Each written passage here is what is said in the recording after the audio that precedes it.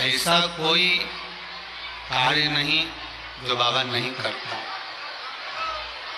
एक बात अपने ध्यान में रखिएगा,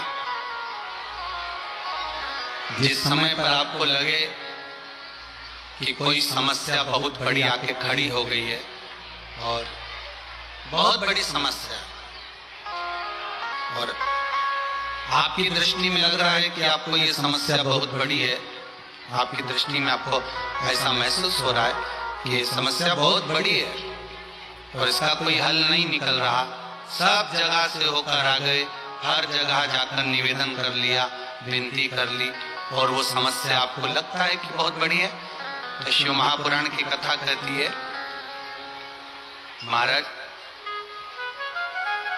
बेलपत्री के पेड़ के नीचे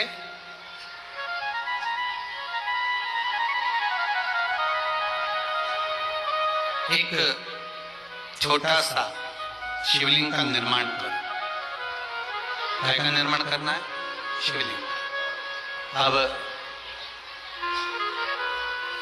बेलपत्री के पेड़ के नीचे आप अगर सोचो कि भाई मैं ब्राह्मण हूं, सफेद मिट्टी का शिवलिंग बनाना है,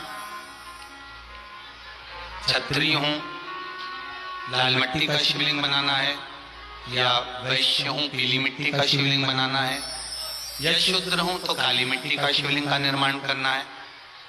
शिव महापुराण की कथा कहती है, लिंग पुराण कहती है, नर्मदा पुराण कहती है कि बेलपत्री के पेड़ के नीचे आप जिस शिवलिंग का निर्माण करें उसके लिए आपका वर्ण नहीं देखना, आपको तो बेलपत्री के नीचे की ही मिट्टी ले लेना, फिर वो जिस कलर की।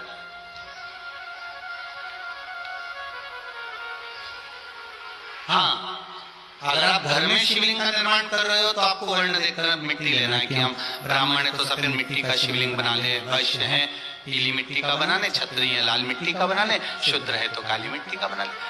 पर अगर कोई समस्या बड़ी विकट है और आपको लगता है कि इसका कोई हल नजर नहीं आ रहा,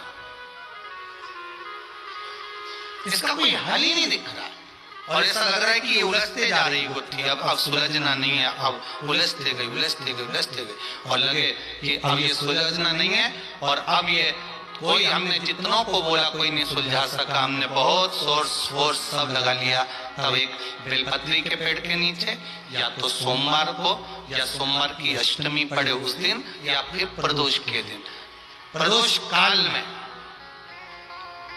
प्रदोष काल शिवलिंग का निर्माण कर।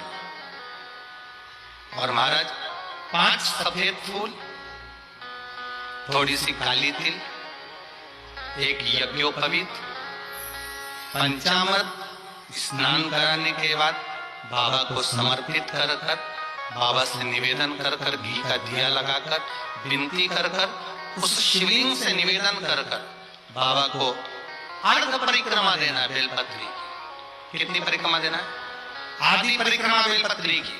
आधी परिक्रमा कैसे? जैसे शिवलिंग का निर्माण आपने यहाँ करा तो सामने बैठकर अगर आप उठे हो तो आधा बेलपत्र के पीछे जाना और वापस लौट कर जाना, पूर्ण परिक्रमा नहीं, अर्ध परिक्रमा कर कर शिवलिंग को नमन कर कर, दीप जब ठंडा हो जाए शिवलिंग को उठाकर निवेदन कर कर विश्राम कर दीजिए। उस कार्य को बोलकर शिवलिंग को जल में विसर्जन करना। कौन सा कार्य? जो सब दूर से आप हार गए और लगा कि अब इसके सिवाय कोई सार्थत्व नहीं है, तब करना ये उपाय, तब करना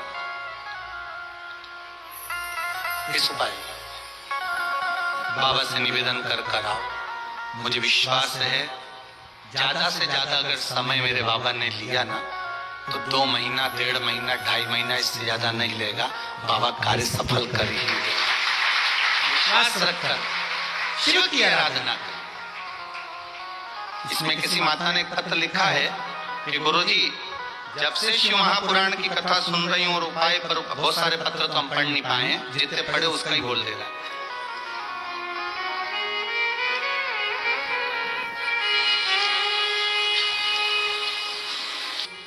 आगरा रोड प्रेम नगर से, जिला जयपुर, राजस्थान, आगरा रोड प्रेम नगर, जयपुर से ये पत्र है।